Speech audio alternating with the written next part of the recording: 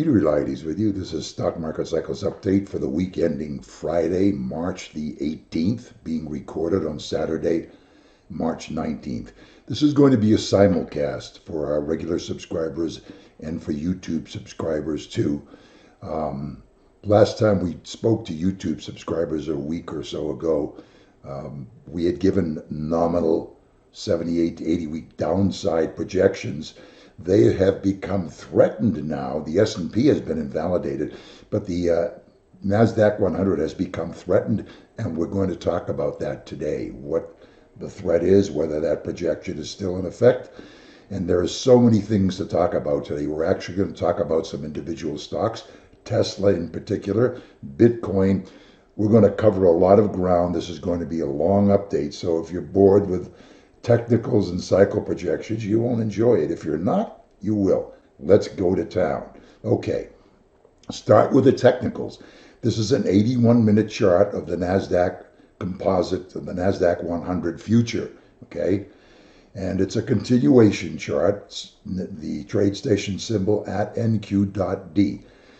It's a beautiful technical chart, and I want to show some of the beauty of it to you, okay? So let's get started. Number one, this is the equivalent of a 50-day moving average, okay? When I call it the equivalent, because there are 5 bars in an 81-minute chart in each market day, then you multiply the 5 bars times 50 days is 250. And to confirm that this is indeed a 250 period moving average, the equivalent of a 50-day. Look where it is, and look where we closed on Friday, okay? Right at the declining 50-day moving average, okay? So that's point number one. How about a channel? Well, you draw a channel from, again, this 81-minute chart closes, so they may be in the middle of the day or the end of the day, but they're the lowest closes for January 24th and the recent low on March 14th, okay? There you go. That's the bottom part of the parallel channel. You do a parallel channel above it, and that comes to this point on February 9th. And guess where we closed on Friday? Right up to, tiny bit away, but basically right up to that channel and right up to the 50-day MA, okay? So 2 reasons why there should be significant resistance right here. Do we have any others? Well, let's look at a longer term pattern. Okay, here's a long-term picture going back to the March of 20 low. March 20th of 20 low. 1/3, 2/3 speed resistance lines. We've shown this to you before. This is the low in March of 2020. This is the all-time high, November 22nd of last year, okay? So you take the low, you measure from the low all the way up to the high, break it into thirds, 1/3 of the way down, 2/3 of the way down, and then draw a line from the low through those points on the vertical from the low price up to the high. The steeper of the 2 lines is a 2/3 speed resistance line, the less steep is the 1/3. So notice, 2/3 speed resistance line came down to it. Now they call it resistance because it's not like a trend line. You can break it by a little bit, both on the downside and the upside, but it's an area of resistance for the prices, okay? So we came down to it, held, had a nice rally, came down to it a second time, held and had a little rally, then broke decisively below that speed resistance line. Tried to rally back up to it, came down again and made 2 lower lows, and then this past week, a big rally right back towards the speed resistance line. But more importantly, look at this line. This is a line from the March 20th of 2020 low through the January 24th low. And let's see how that line has treated market prices. Came right down to it, obviously, because that's definition of where the second point, the anchor point of the trend line is, but had a big rally from there, down again, rally, down again, and this time broke decisively below that trend line right in the middle of February, okay? Came down to this February 23rd low, had a nice rally again. Where did the rally stop? Well, you tell me, look at the trend line. right at the trend line once, right at the trend line twice, came down, made a lower low and another lower low, and now a huge 1 week rally. Where did it stop so far? Right at that rising trend line, okay? So you have 1, 2, 3 reasons why there should be big time resistance right here to a further price advance. Can the market go higher? The market, my friends, can do anything it wants to do. I am maintaining there's a good chance that it's going to stop right here or very close to here, and let me show you my cycle projection reasons why. Okay, here's the 7 to 8 trading day offsets, and it's given some really nice projections here, folks. In fact, notice the gray areas are the projections that were not met. Notice that since the high, there have been 1, 2, 3, 4 upside projections that were not met. And that is an indication that the trend has turned to the downside, okay? Notice these downside projections were all met. This one is gray, but it was met right here about a week or two later. But we're most interested now in potential upside projections. And here we go, projection given to our subscribers a day or two ago, and we finally moved into that projection window on Friday. So that's been fully met, okay? Let's take a look at the S&P. Same thing on the S&P. Here's the 7 to 8 day offset. S&P gave this projection. We moved well into the projection window on Friday. How about the 12-1, the next longer one, 12-1 to 13-8? Here we go, a lot bigger projection box here, and that's because of the way prices went above the offset continuum. Let me show it to you on the web chart. Okay, so you can see what happened here. We came down to the low. We entered the continuum way down here. And so that gave the beginning of the upside projection from here to here to here is the lower end. We exited the continuum way up here, and that gives the upper side of the projection. But we're obviously well into the projection window at the high on Friday, okay? One last thing to look at is the next longer one after that. And as you can see, let me show this to you on the web chart because it's more clear there. Okay. Here's the low, tried to get into the continuum above, no, came back down, came back up again, and here we go. In order to confirm any higher projections, you need to see this get above the upper part of the continuum. And as you can see, that's 1, 2, about 3 days away. Unless we have a huge rally up to the 4,600 level in the next day or two, there is no further upside projection to be given. So look at the technicals. We should be at a great resistance area. Look at the projections. They've all been met, at least on a minimal projection basis. That's the ideal setup for a market turn in the opposite direction, to the downside. Okay, before we look at some of the other entities, I want to show you, first of all, let me show you what has happened to the big downside projection on the Nasdaq 100. We've been showing you this downside projection where we moved comfortably below the continuum and gave a significantly lower downside projection down here, okay? In the meantime, prices just on Friday got above the upper side of the continuum, okay? So that on the daily chart, temporarily invalidating this downside projection. But I showed you this because I want to now show you the weekly chart. Okay, this is important now. You can see that we gave the downside projection, okay, right here.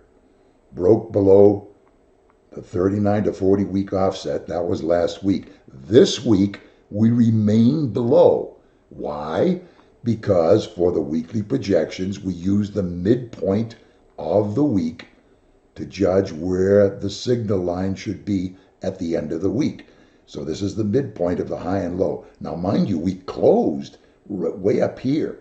So in order to maintain this projection next week, the midpoint of the bar has to be below this line. Let me show it to you in the web chart. Okay, here's next week right here.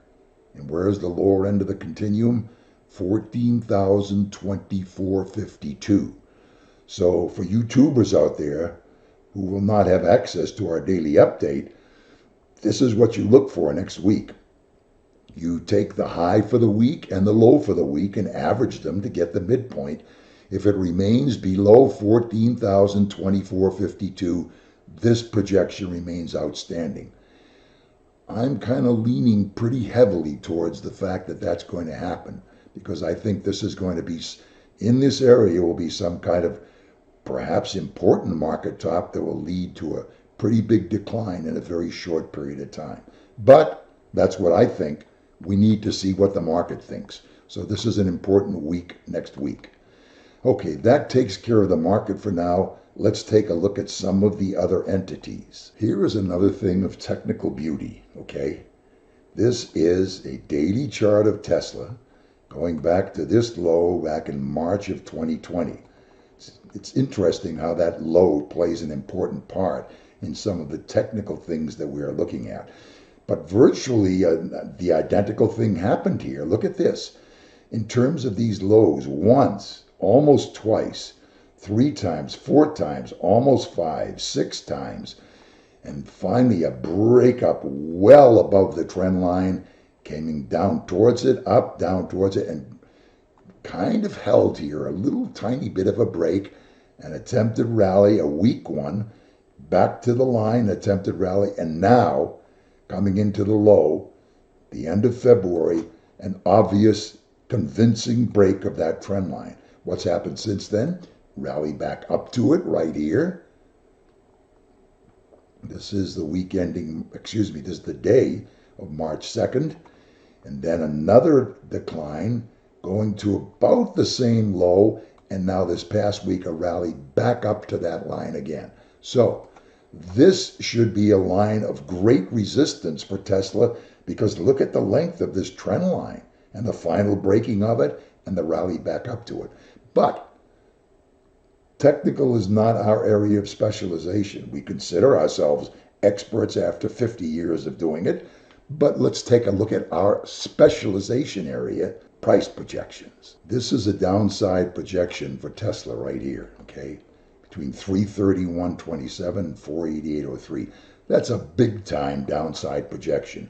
And I would caution those of you out there not to be playing for a short position down to here, because we see this chart here. If you're going to take short positions, be sure you're doing it with your own work and not based strictly and solely on what I'm showing you here.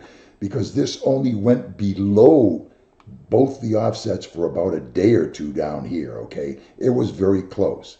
The projection was given. So when something like this happens, we generally like to take a look at the weekly chart on this also. But before we do that, let's look at some short-term projections here. Okay, here's a 7 to 8 day offset on Tesla right into the projection window. How about the next longer offsets? Just like the index is a big, big box here, but well into the projection window for the 12-1, okay? So Tesla has met both of those projections. Here's the 24-2, same position right here, okay? Let's show you the web chart. Okay, here you go. If we get up here, you've got higher projections, okay? It's entered into the continuum, but it needs to get above the continuum, okay? Unable to do that, then that big time downside projection remains in effect. So the important thing is that Tesla seems to have met some upside projections now. So we look for the next move to be to the downside, but you have the area to watch that will say, no, there are higher projections. And that's right around that level we just gave you. Okay, here's the weekly chart we're going to show you on Tesla, and notice what happened here, okay? Let me zoom in on this for you. The blue line is the important one. That's the signal line. There's the all-time high right here. Not this week, but the week before, we came below the signal line and generated this downside projection between 357.79, 518.83. Again, I caution you about this. This is a big, big downside projection. And don't rely on it unless you have other reasons to do so, okay? So, what has happened, however, is Tesla has given this downside projection. Since it was given, it has rallied up nicely. This is where it closed on Friday, 907.63. But what you need to do to invalidate this is you need to get way up here, well above the 1,000 level over the next several weeks to invalidate this. So that's what Tesla looks like. We get a lot of requests for the long bond, and this is the ETF for the long bond, symbol TLT. This is what it looks like. Notice this almost perfect downside projection here. There have been some good projections here and really nice upside here. This upside was invalidated, and as I told you when we were looking at stock indexes, there's a tendency once you turn into a bear market to perhaps, if you're going to invalidate projections, usually they are upside projections. This one was invalidated. And now we have this significantly lower downside projection to between 117.57 and 124.39, okay? And if we remember this down to like 117 to 123 and put the next longer offset on, look at this. This is a huge downside projection.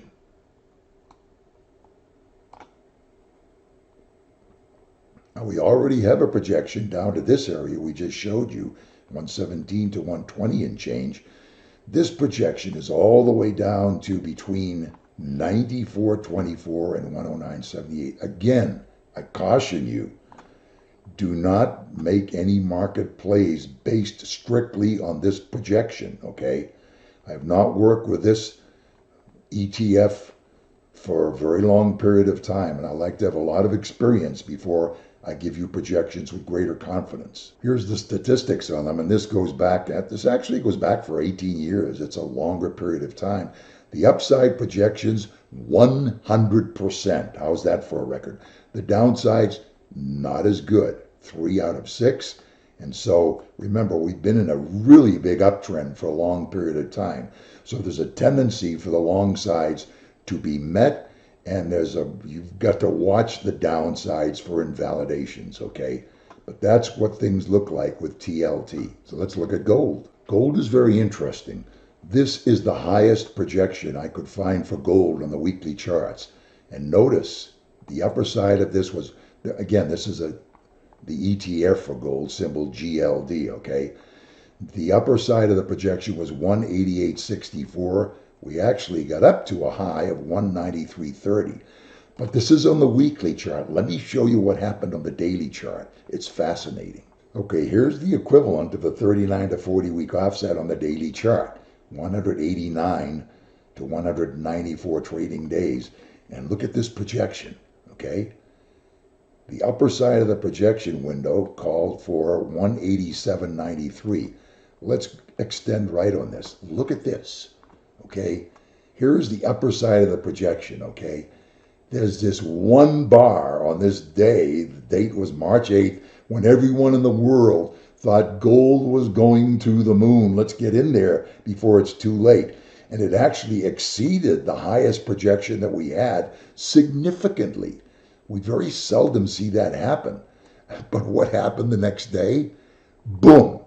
Right back into the projection window. So I wanted to show this to you to let you see. On a technical basis, this is what's called an island reversal. You gap up into it and you gap down from it, okay? It can be a very negative technical signal. Doesn't work all the time. I've been frustrated by these formations many times in my long time historical patterns observations, okay? But this is an island reversal to the downside. But then we have our projections. Let's take a look at if we have any downsides here. Indeed, we do. We met this downside. I'm not going to show it to you now, but this was a 3.5 to 4. Came right down to the projection window, started to rally, came up to the exponential 10-day, has started down a little bit now. But this is a big-time downside projection, 169.18 to 171.46. Again, be careful with these projections.